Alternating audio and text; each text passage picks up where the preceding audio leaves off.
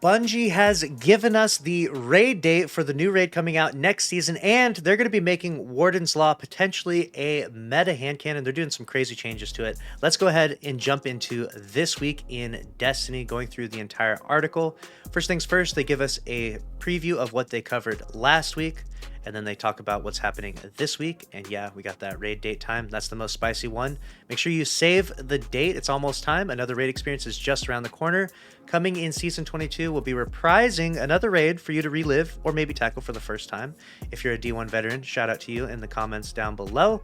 Although the name of the raid is still under wraps, so they're not giving us the name of the new raid. It could be Crota's End, it could be Wrath of the Machine, could be Leviathan. A lot of people have a lot of different theories. They're not giving us the name just yet, but they are giving us the date. We did want to make sure that we shared the date so that we can start making those day one plans now in preparation for the new season. So make sure you can call in sick or whatever you got to do for those days. The upcoming raid will go live on Friday, September 1st, 2023. So save that date. That's when the reprise raid comes back next season. Very exciting stuff. I love raids personally in Destiny 2. It's probably my favorite experiences are doing raids in Destiny 2. A few things to keep in mind, just like when King's Fall and Vault of Glass returned, contest mode is going to be for 48 hours. It's not going to be for 24. And clearing the raid with contest mode active is the first step to access the challenge mode in the Director and the Secret Triumph. So what you have to do is you first complete the raid, and then you unlock the triumphs, and then you can complete it again in the challenge mode, and that's what actually wins you Worlds First. So keep that in mind. If you're trying to compete for Worlds First in any sort of way, this is how it's done, and it should make it actually very challenging for the reprise raid, because obviously we're going to have a raid that we've seen before. We've seen the mechanics, so this is how they make it actually relatively challenging with these challenge modes and stuff. So very exciting stuff. Looking forward to that. Completing the Secret Triumph, which consists of a curated list of challenges that must be completed in challenge mode, will be how a fire team can snag the world's first title and get that sweet belt. To enforce the triumph requirements in challenge mode, your fire team will wipe if you fail the success conditions during any encounter, so you don't have to worry about reading the text in the bottom left that says triumph failed. It'll just auto wipe you if you mess it up, which helps you to actually decipher and figure out what the mechanic is that you need to solve. So very exciting stuff. September 1st, 48 hours, be ready.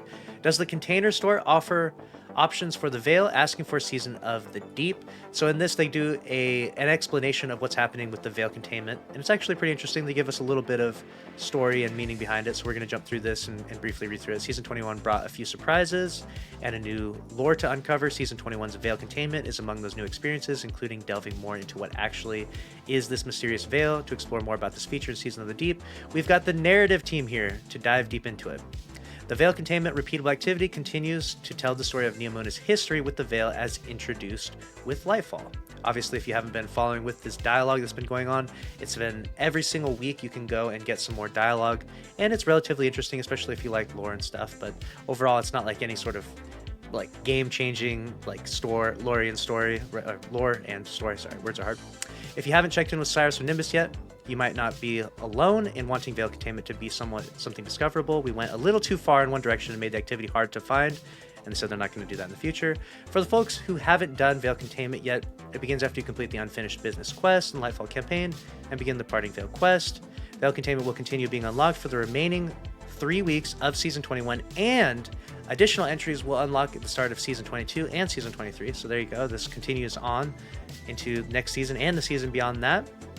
Writing the story for the Veil Containment was an opportunity to dig in the cosmic horror side of Destiny, creating the encrypted records of the Ishtar scientist Kioma Essie, and she and her wife researched an alien force. It was a chance to bring the essence of things like the SCP Foundation and creepy podcasts like the Magnus Archives into Destiny. It's a different experience than what we're used to, where we follow along in these peeled back layers of revelations with Osiris and Nimbus, acting like researchers ourselves. And then they go through and describe some of the themes and things that they're looking for with this.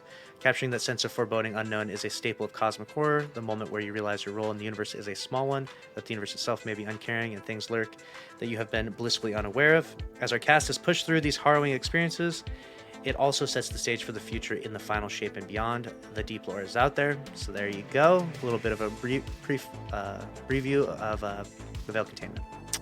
Moving on to the next part, we have Oh Solstice, My Solstice. So it's week 2 of Solstice. If you haven't been grinding that yet, you can do so and get your glowy armor and your rocket, hand cannon, shotgun.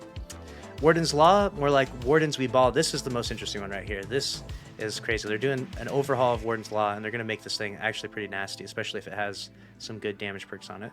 It's going to be a 2-tap machine. And now an update from our weapons team. When we were looking at weapons to bring back for Nightfall rewards this season, we knew we wanted to do something unique. The Warden's Law hand cannon fit the bill. It was a fun idea from back in the Forsaken days that never really caught on with players due to the difficulty in landing both shots from the vertical spread that it fired. If you don't know, it basically was a hand cannon that fired 2-round bursts like Graviton Lance basically. But it made it really hard to land both rounds of the burst due to the recoil nature of it. So it ended up being kind of a failed experiment. So we thought to ourselves, how could we make this gun feel better to use while maintaining the identity of what it originally shipped with? We felt the most important thing was to move away from the idea of it firing a spread, which is when multiple shots are fired, like a shotgun, for example. So it previously fired a spread like a shotgun. Now it's going to fire more like a pulse rifle. So it should be way more consistent to land both rounds of the 2-round burst.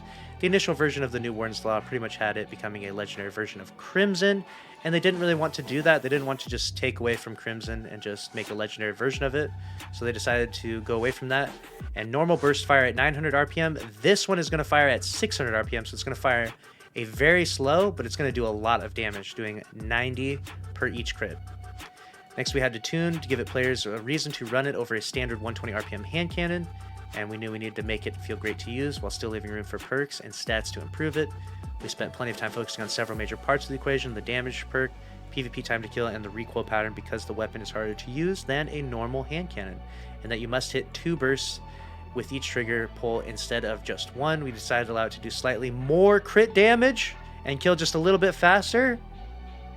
We utilized the damage that aggressive frame hand cannons had some years back, dealing damage up to 90 per burst. So you're going to do 90 per every single shot with this hand cannon, and that's obviously 180 damage. Guardians have roughly 200 HP health, so if they have a damage perk, even just a light damage perk like Frenzy, Harmony, stuff like that, will make it so you can actually 2-tap with this. So it'd be a very, very consistent 2-tap with this, with any sort of damage perk at all in the right hand column. But you'll of course also need to pair with it as much stability as you can, so that way both of those bullets land. So it should be a really spicy, really fun hand cannon to use. It's going to have a 0.93 second time to kill instead of the standard 1 second. That's comparing 120s, and that's not comparing it with the damage perk procced. So that will actually be really interesting to see.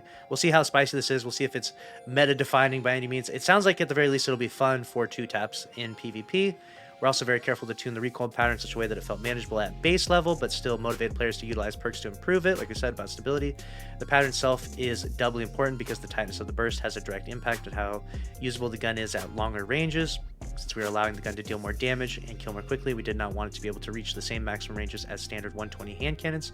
So we designed the recoil pattern in such a way it would be more difficult to land 2 crits from the same burst at 35 meters plus, while still maintaining a smooth feel and decent ease of use at closer ranges. So there you go. We'll see how strong this Warden's Law is when it comes back in the game. Sounds like it's going to be pretty fun and pretty spicy. I'm looking forward to 2-taps and getting a god roll of that hand cannon. Let me know down in the comments if you are as well.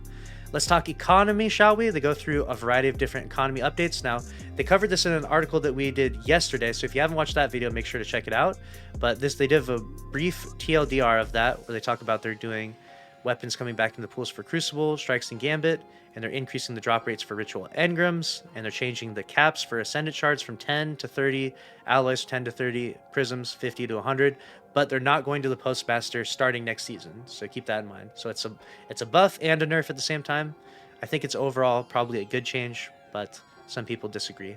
And then not only that, they mentioned in the article that Dead Man's Tale will be added to the loot pool for the Exotic Mission Rotator, the Presage, which is coming next season, the Exotic Mission Rotator.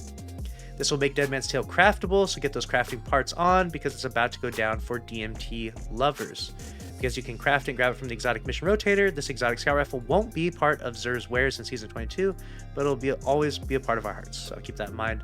DMT no longer will be at Xur, instead you'll be crafting it, and we'll be bringing you a god roll of the exact crafted version, so that way you know which one's the best one to use. Right now, DMT is not especially potent in PvP or PvE, but if the crafted version has maybe some new perks to go along with it, could be better. It could be a little more spicy. We'll see. Cathedral of Dusk, more like Cathedral of Dog Shit. I'm sorry, missed that Freudian slip. They're letting us vote for which Trials map there is next week, and you get to vote between Cathedral of Dusk, Vostok, or Anomaly. Personally, I say vote Anomaly. If you're out there watching this, vote Anomaly, vote Anomaly, vote Anomaly.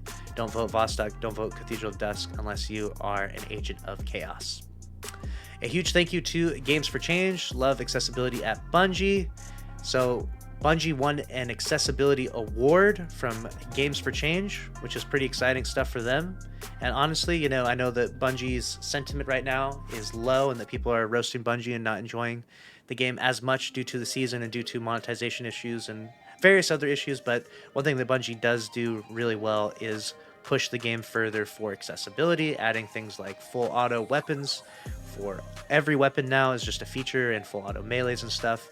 And they're trying to push that as far as they can, so that way people out there who actually do suffer with accessibility issues when playing games feel like the game is accessible to them and open to them, and that the studio cares about their interests and concerns and allows them to have fun playing video games, which is cool because we all want to enjoy video games together. We don't want it to be an exclusive small club of people. So I think that even though people are roasting Bungie right now, I think that they did deserve this award, and I'm actually excited for them. I think that's pretty cool and good for them. Next up, we have the player support report. They have the Kindling Armor issue, which is going to be fixed after update 7.1, and the issue kept the Kindling pop-up active for some players and further blocks quest progress when rekindling armor one character, so they're going to continue to work on that and fix that issue soon. The event card reminder, with Solstice currently being live, the Solstice event card is active. The event card is only accessible during the Solstice event, so players should be sure to claim any completed objectives or rewards before the event ends on August 8th. Remember that, event card holders.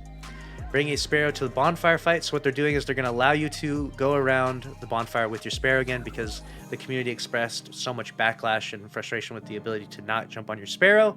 They're letting you jump on your Sparrows again, which is nice, okay? They're also probably just trying to sell that bumper boat Sparrow, right? Next up, we have a list of known issues. Several Solstice items are missing from collections. We have identified and temporarily turned off a performance optimization that caused visual flickering for some transparent objects. Good. So then we got Solstice Challenge in the hot seat is not progressing from all Neomoon activities. Certain Honored Centurions in the Gilded Precept Lost Sector are abnormally bright. I have to go check these guys out. Due to an issue, we have temporarily disabled the Bolstering Detonation, Focusing Strike, Impact Induction, and Momentum Transfer mods. Y'all, you need to get those mods activated, Bungie. Alright? You're ruining all the builds right now. Get those mods back up quickly. Then we have the Movie of the Week and the Artist of the Week. Look at this. This is a Screeb with Gollum's face on it. If that isn't the stuff of nightmares, I don't know what is. Let me know your thoughts, though. That's everything covered in this week's TWID. We got it up world's first, covering the news before everyone else here on YouTube. So make sure you're subscribed to the channel if you want to stay up to date on all things Destiny 2. Smash the like button and click on the screen here to watch another video from this channel. I'll see you over in that video. Thanks for watching. Later.